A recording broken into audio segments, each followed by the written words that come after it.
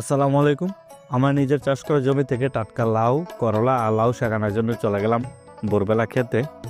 গ্রামে এখন মোটামুটি শীত পড়ে গেছে, যদিও এখনও তেমন কোনো কুয়াশা পড়ছে না, কিন্তু আশা করছি খুব তাড়াতাড়ি কুয়াশা পড়বে।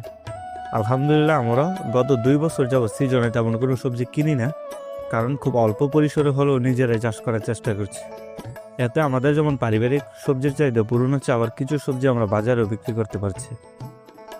আল্লাহর রহমতে চারা রোপণের 35 দিন পর থেকে করলা হারভেস্ট করতে পারছি, আর প্রতিটি গিটে গিটে করলার জালি এবং ফুল দেখা যাচ্ছে। আশা করছি গত বছরের তুলনায় এবারও ভালো কিছু হবে ইনশাআল্লাহ। গত বছর আমি বড় করলা ও ছোট করলার খুব ভালো ফলন পেয়েছিলাম, তবে শীতকালে ছোট করলার খুব ভালো ফলন হয়। করলা এমন একটি সবজি যা খুব অল্প সময়ে ফলন তোলা সম্ভব, যা অন্য কোনো সবজির ক্ষেত্রে অপেক্ষা করতে হয় কমপক্ষে 2 থেকে 3 মাস। এখনও করলা গাছগুলো তেমন বড় হয়নি, কিন্তু আশা করছি 1 মাসের মধ্যেই ফুল মাচা ফিল আপ হয়ে যাবে। আমরা এবার 6টি মাচায় লতা জাতীয় সবজি লাগিয়েছি। তার মধ্যে 2টি মাচায় লাগিয়েছি করলা, 2টি মাচায় লাউ এবং 2টি মাচায় সিম লাগিয়েছি, যা আমাদের আঞ্চলিক ভাষায় সিমকে আমরা সই বলে থাকি।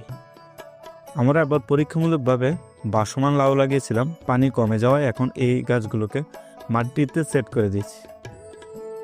আল্লাহর রহমতে অনেকদিন যাবৎ এই গাছগুলো লাউ দিচ্ছে। এখন তেমন আর লাউ আসে না, তারপরও এই লাউ গাছের থেকে আমরা প্রতিনিয়ত লাউ শাক খেতে পারছি। আল্লাহর অশেষ রহমত যে আবারও নতুন করে জালি দেখা যাচ্ছে। আশা করছি কিছুদিনের মধ্যে আবারও নতুন করে জো আসবে গাছে। আর অন্য 2টি মাচায় রয়েছে সিম গাছ। গাছের বয়স প্রায় 3 মাস, কিন্তু এখন পর্যন্ত গাছে সিম আসে না। কিছু কিছু প্রতারক বীজ ব্যবসায়ী আছে, তাদের আমি মনে করি শুধুমাত্র কৃষকের শত্রু না, তারা এই মাতৃভূমির শত্রু। তাদের কারণে অনেক কৃষক ক্ষতিগ্রস্ত হচ্ছে। কথা ছিল 40 থেকে 45 দিন পর থেকে সিম ধরবে, তারপরেও আলহামদুলিল্লাহ সব কিছু মিলিয়ে ভালোবাসে। আল্লাহ সব রকম প্রাকৃতিক দুর্যোগ থেকে এখন পর্যন্ত আমাদের ভালো রেখেছে। সকলে দোয়া করবেন। আসসালামু আলাইকুম।